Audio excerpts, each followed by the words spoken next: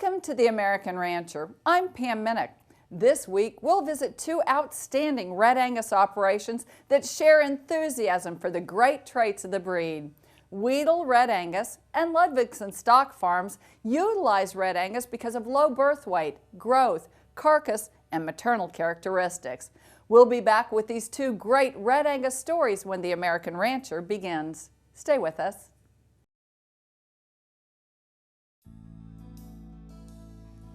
Welcome back to The American Rancher. Ludvigson Stock Farms was founded in the early 1950s in Iowa and now has ranching operations in central Montana. They have become known throughout the Red Angus breed as well as the entire beef industry for their great genetics. Today, sons Park and Ryan and their families run the operation.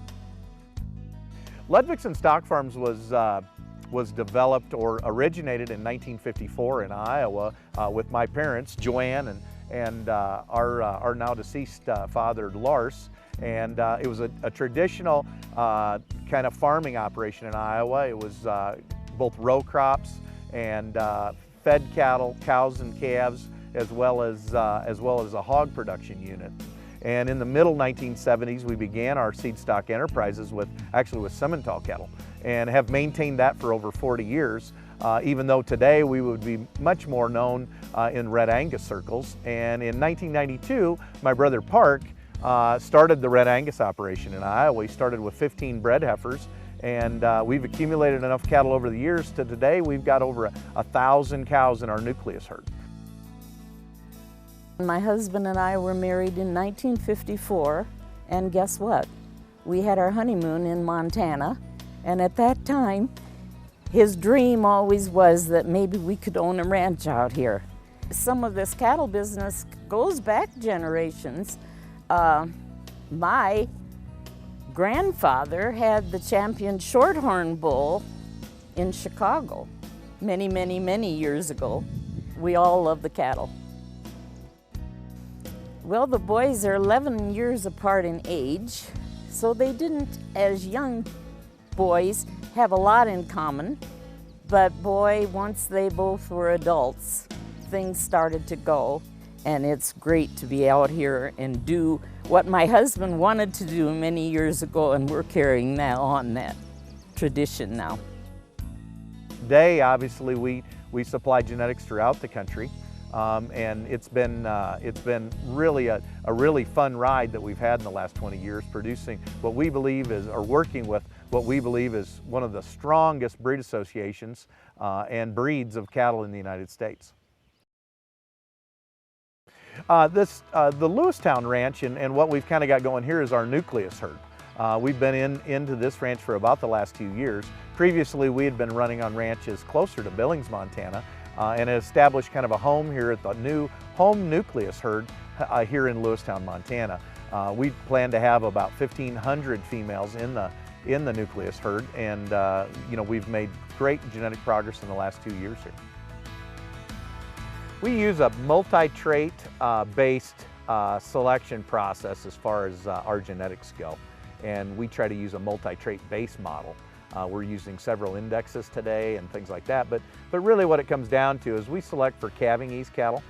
We believe that in the industry today that calving ease cattle with quite a bit of growth and quite a bit of carcass and still not giving up much on maternal traits is really what the industry is looking for. And so our emphasis has been on a multi-trait model that fits a lot of environments. We also use very much use soundness and structural correctness in our selection process, and our females are selected to have longevity, cattle that can hold up, good on their feet and legs, good udders, and at the same time easy fleshing cattle that can hold up and not require a great amount of energy in the wintertime to survive. My brother Park, he's our main breeding specialist and assigns most of the matings to all the cows. However, we do work together on a basis of selection of bulls and selection of females, and then we incorporate kind of a total program as far as both phenotype or physical correctness of the cattle, along with genetics and genetic progress. we feel like we can make the most genetic progress by being able to AI our cattle, and we end up with somewhere between 70 to 80% of our cattle will be in the result of AI, as well as embryo transfer.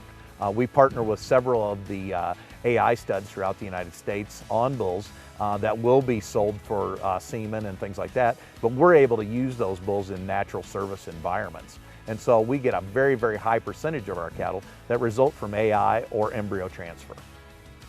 We make the cattle get out and move.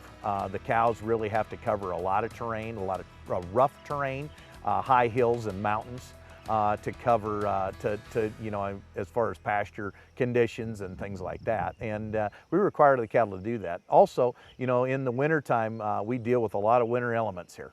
A lot of snow, a lot of cold.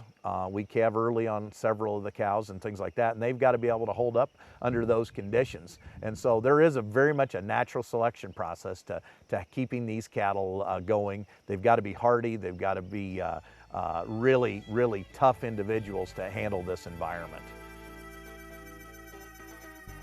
This is our bull development facility in Shepherd, Montana. We annually test about 600 bulls here. Roughly about 300 to 350 bulls sell in our spring sale in April every year, hosted on Superior Livestock Auction, as well as our fall sale in November. We've got about 250 coming 2-year-old bulls in that sale. Each bull is individually evaluated for disposition as well, to make sure that those bulls are handled and manageable. We work all the bulls on horseback as well as on foot, and we also use dogs on all the bulls, so that if your operation utilizes either horses or dogs or four-wheelers, these bulls have all been exposed to many of those things, and it really helps with being able to handle those bulls once they get out to the ranch. The bulls are kind of developed to gain about 3 pounds per day. Not really a high ration, it's just kind of a slow growing ration. And actually the bulls that we developed for our fall sale, those bulls are actually slated to gain only about 1.5 pounds to 2 pounds a day. And so through our bull development here, we put the bulls through lots of hurdles. We weigh the bulls every 30 days, kind of keep track of performance. We also ultrasound the bulls every spring, and then they go through a breeding soundness exam prior to the sale in March and in October, depending if it's the fall or the spring sale. And any bulls that fall out on those conditions, they're culled and you know, removed from the offering that we have. We also sell private treaty bulls throughout the year and have bulls available throughout the year, both, you know, after our spring sale and before our fall sale.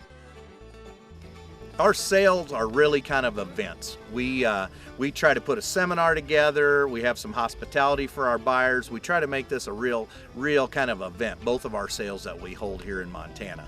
Our spring sale, we'll have a seminar the night before. We'll bring in some speakers. They'll talk about the cattle markets, about health programs.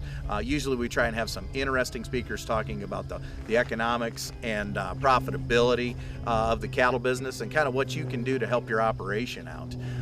It is a very family-oriented weekend. We have several different family members that help us and work with us, and they each kind of have their different areas as far as what they do. My wife Jenny here, she's very much involved in kind of the hospitality, making sure people feel comfortable, feel like they're well fed and well hosted. And several of our other family members are involved in the clerking and things like that as far as sale day. But we are a very family-oriented operation. You know, we do everything as a family, and just as our customers, you know, work their ranches as families. The bulls are actually sold on a video auction where each bull has been filmed previously, so that it gives our buyers the opportunity to be able to look at those bulls prior to getting to the sale and looking at the bulls live. They're able to kind of scan those bulls ahead of time on Superior Livestock. Then once they get to the sale facility, the bulls are all penned in large pens where they have the opportunity to really walk the bulls out, see how they stride out, see how athletic they are, and things like that. We then sell the bulls just like a Superior Livestock auction. We sell the bulls on television screens and things like that with their video clips, and it's organized and run just like a public auction. However, the bulls are still in their pens and things like that, which makes it very good for buyers to be able to evaluate them. Our service doesn't end on sale day.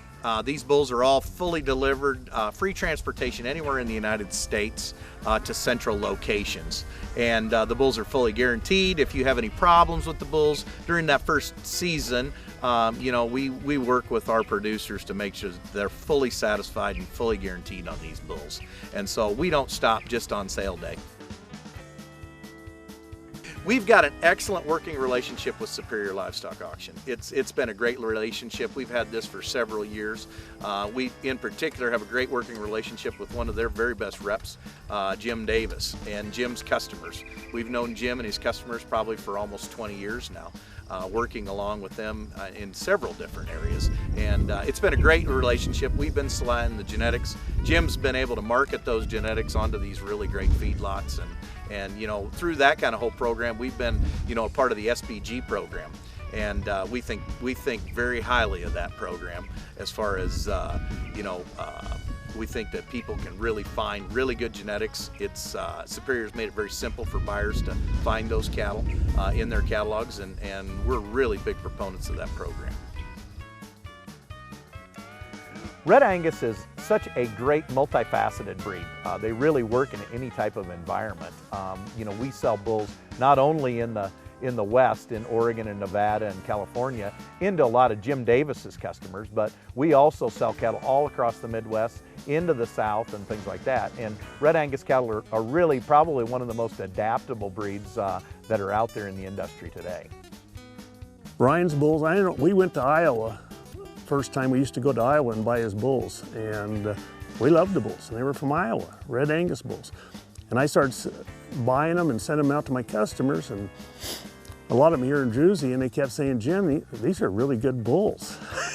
So I started going to Iowa, and I'd go back there and buy them bulls, and we get good bulls for good quality price, and they came out here and we loved them, and so they hold up. Fantastic Red Angus bulls, and people are really nice. They back up them, their program up, and but anyway, the Ludvigson bulls have been working out very well for us in this desert country. So we're going to keep going.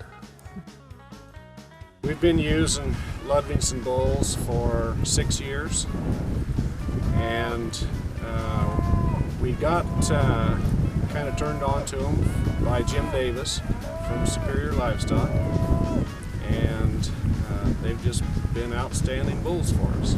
They cover the cows well, get them bred up. They have good vigorous calves when they hit the ground that grow good, and when we turn loose of them after they're weaned, they perform just outstanding in the feedlot, on grass in the feedlot.